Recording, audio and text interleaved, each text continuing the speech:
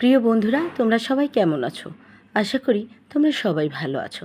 তো বন্ধুরা, আজকে তোমাদের সঙ্গে আমি যে গল্পটা শেয়ার করব, সেই গল্পটা আমার জীবনে ঘটে যাওয়া একটি ঘটনা। এটা কোনো নাটক বা সিনেমার ঘটে যাওয়া গল্প নয়, এটা বাস্তবে ঘটে যাওয়া একটি সত্য ঘটনা। তো চলো বন্ধুরা, গল্পটা শেয়ার করি তোমাদের সাথে। বন্ধুরা, আমার নাম সুলতানা। আমি গ্রামে থাকি। আমাদের থাকার ঘর তেমন একটা ভালো নয়, ওটা একটি কুঁড়ে ঘর। তারপরও চারদিকে এলোমেলো, আর কুঁড়োগুলো বেশ পচে পচে গেছে। কিন্তু কি করার, কিছুই করার নেই। তো কেন এই অবস্থা, আর কি থেকে কি হলো মূলত, সেটাই আমি তোমাদের সঙ্গে শেয়ার করছি বন্ধুরা। বন্ধুরা, আমার বাবা নেই। আমার মা আর আমি একটা গ্রামে বসবাস করতাম। আমার মায়ের নাম ছিল জুলেখা। তো বন্ধুরা, আমি যখন 3 মাসের পেটে ছিলাম তখনই নাকি আমার বাবা চলে যায় পৃথিবী ছেড়ে। সে জমিনে চাষাবাদির কৃষকি কাজ করতেন। তা দিয়ে যতটুকু সারাদিন পেত ততটুকুই দিয়েই আমাদের সংসারটা মোটামুটি করে ডালে নুনে ভাতে চলে যেত। বাবা চলে যাওয়ার পর কষ্ট আর দুঃখ চারদিকটা ঘিরে রাখে। অন্যদিকে মা ছিল অন্তঃসত্ত্বা, মানে আমিই ছিলাম তার গর্ভে। এন অবস্থায় এত বড় একটা শোক আমার মায়ের জন্য খুব সহজ ছিল না পরিস্থিতি সামাল দেওয়া। সব কিছু মিলিয়ে অনেক কঠিন ছিল। তারপরেও আমার মা থেমে যাননি। সে খুবই মনোবল নিয়ে সামনে এগোতে এগোতে আমাকে দুনিয়াতে এনেছে। মায়ের মুখে গল্প শুনেছি। বাবা খুব তাড়াতাড়ি চলে যাওয়ার কারণে আমি যখন মার গর্ভে ছিলাম, তখন মা মানুষের বাড়ি কাজ করতে যেয়ে পা পিছলে পড়ে গেছেন। তখন নাকি সে 8 মাসের অন্তঃসত্ত্বা ছিল। পড়ে যাওয়ায় তার নর্মাল ডেলিভারি করা সম্ভব হয়নি, কারণ পজিশন ঘুরে গিয়েছিল। তো সিজার করতে হয়েছিল তাকে। গ্রামের অনেক মানুষের কাছে হাত পেতেছে, কেউ কিছুই করেনি। সর্বশেষ আমার এক দুঃসম্পর্কের নানি, সে চাঁদা তুলে তুলে তুলে তুলে তুলে মোটামুটি আমাকে সিজার করে পৃথিবীতে নিয়ে আসলো। আসার পর আমার মা সুস্থ হতে বেশ সময় লেগেছে। অন্যদিকে এত টানাটানি করে খাওয়ানোর মতো কেউ ছিল না। আমার বাবা, মানে আমার দাদা দাদির বিরুদ্ধে যে আমার মাকে বিয়ে করায়, আমার দাদা দাদি কখনো আমাদেরকে পরিচয়ই দেননি। তারা কোথায় থাকেন কী থাকেন কোনোটাই জানতাম না। আমার নানার বাড়িতে আমার বাবা থাকতেন। তো নানা তো আগে থেকেই ছিলেন না, ছিল হচ্ছে আমার নানি। সেও মারা গেছে, নেই বেঁচে কেউ। এখন কে এত দায়িত্ব পালন করবে? যাই হোক, গ্রামে এভাবে চলতে চলতে আমি মোটামুটি দুনিয়ায় আসলাম। আসার পর মার চিকিৎসার টাকা, সব টাকাই মোটামুটি গ্রামের সবাই মিলে 200, 200, 2, 4, 500 যার যেমন সামর্থ্যে কুলিয়েছে এভাবে দিয়েছে। দিয়ে আমাকে পৃথিবীতে আনলো। আনার পর একটু একটু করে আমাকে আমার মা তিল তিল করে গড়ে তুলে আজ আমি বড় হয়ে গেলাম। তো বন্ধুরা, আমি যখন ক্লাস 7-এ পড়ছিলাম তখন মার শরীর বেশ খারাপ হতে লাগলো বন্ধুরা। কারণ মা সেই আবারও যে বাড়িতে তিনি কাজ করতেন সেই বাড়িতে পা পিছলে পড়ে যায়। পড়ে যেয়ে গ্রামের চাপকল থাকে, চাপকলের সাথে বুকে আঘাত পায়। সেখান থেকে আমার মার অসুস্থতা তৈরি। তো আমার লেখাপড়া আর হয়ে উঠলেন না। আমি মোটামুটি সেই চেয়ারম্যান বাড়িতে মায়ের বদলে কাজে গেলাম বন্ধুরা। কাজে যাওয়ার পর আমি চেয়ারম্যানের ওয়াইফকে বললাম, কাকি, মা তো এত অসুস্থ, মায়ের যে চিকিৎসা করা দরকার, তাই কাকা তো এই গ্রামের চেয়ারম্যান, উনি তো পারেন আমাদের একটু সাহায্য করার জন্যে। বলল, কি সাহায্য আর করবে, তোর মাকে তো একটা বিধবা কার্ড করেই দিছে, আবার কি? আমি বললাম, এর বাইরে কি কিছুই করার নেই আপনাদের? বলল, কি করব, আমার কিছু করার নেই, তারপরেও বলেছিস যখন, আমি চেয়ারম্যান সাহেব আসলে আলাপ আলোচনা করে দেখব। তো পরের দিন আবারও কাজে আসলাম। আসার পর কাকিকে জিজ্ঞাসা করলাম, আচ্ছা কাকি, কাকাকে কি বলেছিলে তুমি? বলল, হ্যাঁ, তোরে বলেছে অফিসে যেতে। আমি বললাম, ঠিক আছে, আমি আজকে বিকালেই যাব না অফিসে।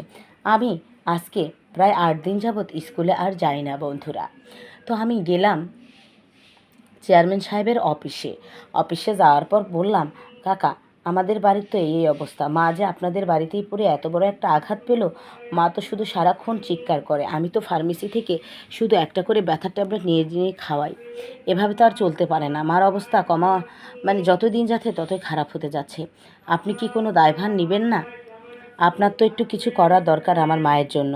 বলল, হ্যাঁ, করা তো দরকার, তবে আর কত করব বলতো? বললাম, কত করবেন মানে?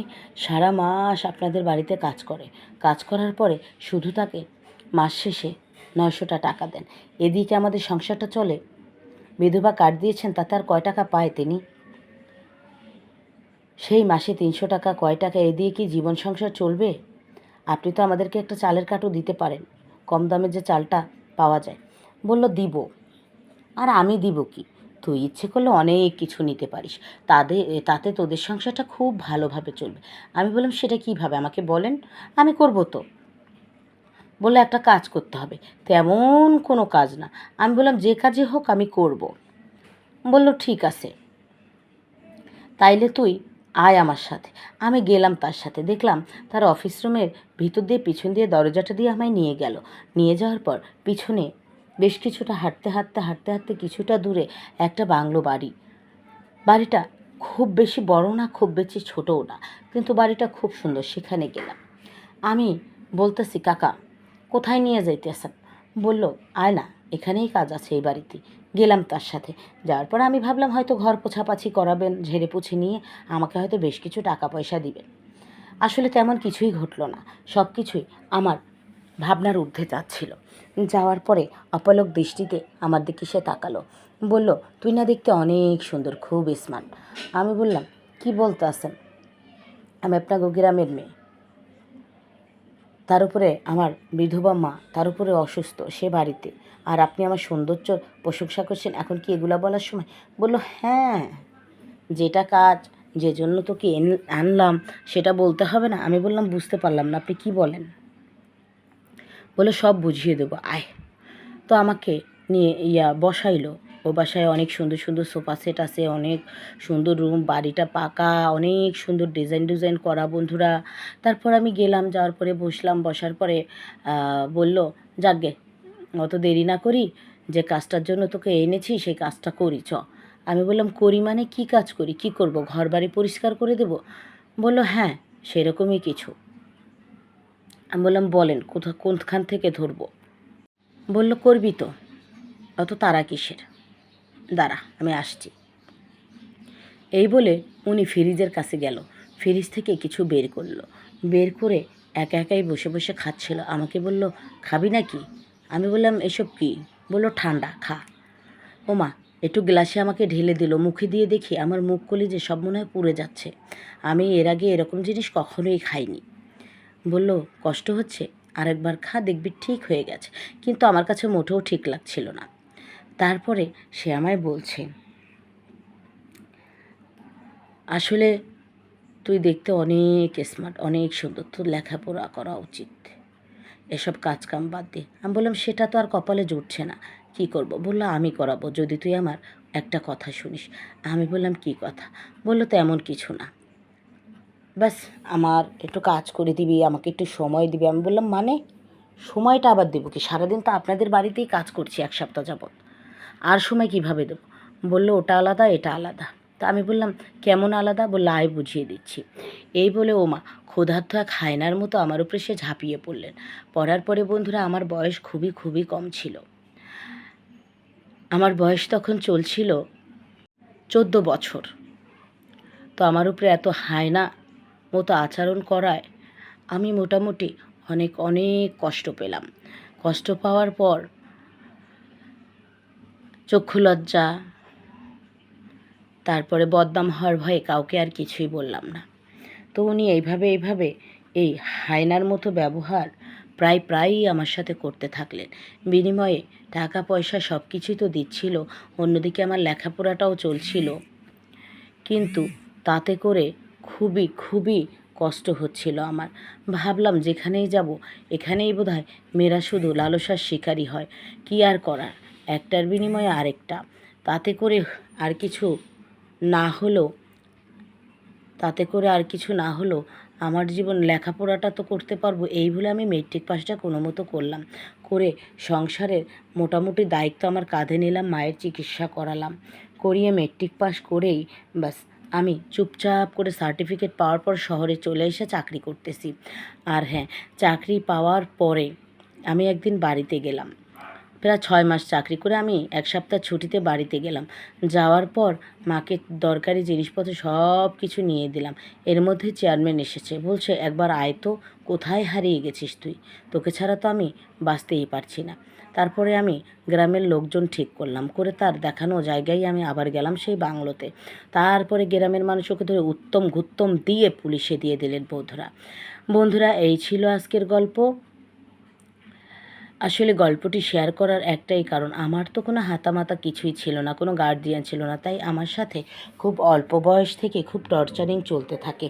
তাও গ্রামের চেয়ারম্যান না গ্রামের রক্ষক হয়, তারা এইভাবে গ্রামের ছোট মেয়েদের ভক্ষণ করবে, এটা কেমন? এই জন্য যতটা সম্ভব হয়েছে আমার দ্বারা, আমি তার বিচার করতে সক্ষম হয়েছি। তোমরা অবশ্যই সাবধানে থাকবা আর নিজেদের খেয়াল রাখবা, এই জন্যই শেয়ার করলাম। সবাই ভালো থেকো, সুস্থ থেকো।